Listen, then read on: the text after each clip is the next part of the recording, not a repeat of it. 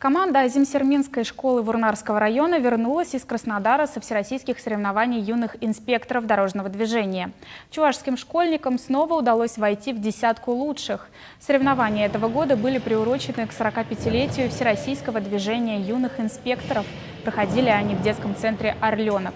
Ежегодно вурнарские школьники принимают участие в конкурсе «Безопасное колесо» и всегда успешно.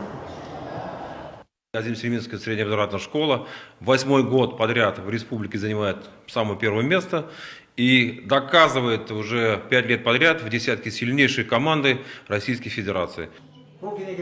Команда вурнарских школьников заняла 6-е место. Более высоких результатов им удалось достичь в личном зачете.